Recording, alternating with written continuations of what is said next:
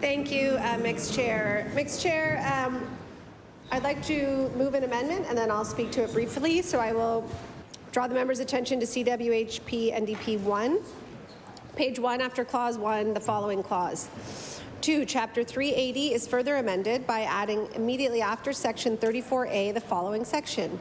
34B, 1. In this section, A, Emera means Emera Incorporated. B, leader of a recognized party means a leader of a recognized party as defined in the House of Assembly Act. C, task force means the task force appointed under this section. 2, the Governor and Council, after consultation with each leader of a recognized party, the chair of the board and Emera shall appoint by June 30th, 2023, a task force comprised of up to 6 members to study bringing Nova Scotia Power back into public ownership. 3, the task force shall A, consider the terms of the 1992 privatization and determine whether an appropriate financial arrangement was made at that time. B, examine advantages and disadvantages of bringing back into public ownership the whole or any parts of Nova Scotia Power. C, advise on what financial models would be appropriate to bring back into public ownership the whole or any parts of Nova Scotia Power, including an appropriate price to be paid for shares or assets. D, bear in mind in all of its work current public policy regarding sustainability and climate change. E, include consideration of the appropriate model of ownership of the municipal electricity utilities and taxation arrangements of Nova Scotia Power, so far as they affect all municipalities. And F, include consideration of possible future development of electricity generation through renewables, including offshore wind, wave energy, and tidal power. 4, the task force shall hear public hearings. 5, Nova Scotia Power Incorporated and Emera shall cooperate fully with the task force and make available to it all documents and the testimony of any employee or officer required by it. 6, the task force shall report its findings to the Governor and Council by March 15th, 2024. 7, the Premier or another member of the Executive Council shall table the report in the House of Assembly within 15 days of its receipt by the Governor and Council, or where the House is not then sitting, file it with the Clerk of the House. I will speak briefly to this, Mixed Chair. We brought this as a piece of legislation, and this essentially enables a study to be done. So what we know right now, the reason for this bill is that it is widely perceived that Nova Scotians are not getting a good deal. That we have a situation where we have a company that is successful, that makes a lot of profit, that has large executive compensation packages, whose shareholders do really well, and then we have the million people of our province who almost uniformly would agree that our power bills are just too high. And so then the question is, what do we do about it?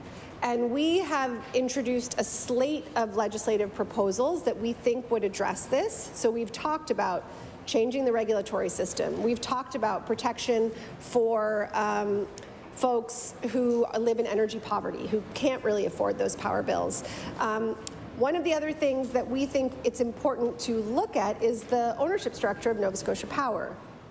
I've had lots of conversations about this, but this really came to the fore when this bill was introduced, and there was an article in which Scott Balfour, the CEO of Emera, there's an article in All Nova Scotia from October 20th that says Emera Incorporated says the Tim Houston government's plan to seize control of the regulatory processes at the 11th hour and cap power rates are forcing it to contemplate its future in Nova Scotia. And I'll table that. And so what that, whether or not that's real, we've talked about that. Like, is that a real thing? Would Emera leave? Would Nova Scotia Power leave? Well, based on those kinds of comments, we need to at least contemplate that.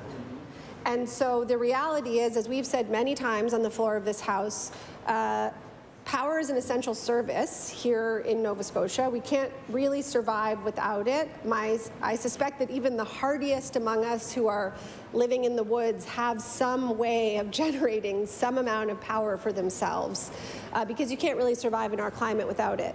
And so we have a power monopoly here, and that power monopoly has been shaken by the introduction of this bill. And so we owe it to Nova Scotians to discuss what the alternatives might be. And we also owe it to Nova Scotians to provide some transparent information about the structure of our regulatory system. And even though that, lots of people might find that boring, I think everybody would say that it's relevant, and what kind of deal we're getting. And I think, without going into too many details, I think it's really important to note that we have, Nova Scotia Power as a company has a monopoly on our power generation, and we all know that that's still predominantly coal, but they also own our grid. And we've talked a lot about Hurricane Fiona in this House, and that grid is sort of like the mystery actor at the center of the drama, actually, because that grid created so many problems, right? And when I was driving through New Waterford and Dominion, like 4 or 5 days after the storm, you would just see power lines toppled upon each other and wires through the streets, and I think we all agree that we need a more resilient grid, but resiliency is only one aspect of the grid. The other really important aspect, which actually has featured in this general rate application from Nova Scotia Power, is who gets access to the grid and what do they pay for it. And so Nova Scotia Power, as I've said many times, makes money by selling power, right? They sell power, we pay for power, they make money, and then, with that income, they presumably maintain the grid and generate the power and do all the things we need. But we also need to ensure that we are greening our grid. And right now, with the rate structure that we have with Nova Scotia Power, if we use less power, they make less money. And so introducing renewables like solar and wind to the grid, even cell service, which is a huge issue still across our province. Like, I've been talking about this for 5.5 years, and there are still so many parts of Nova Scotia that don't have cell service. Well, the cost of cell phone providers using Nova Scotia Power poles can be punitive. That's a part of that conversation. And so I think there is a real conversation of who should own that grid. I'm not really so convinced that we need to own a bunch of coal-fired power plants, since that's not what we want.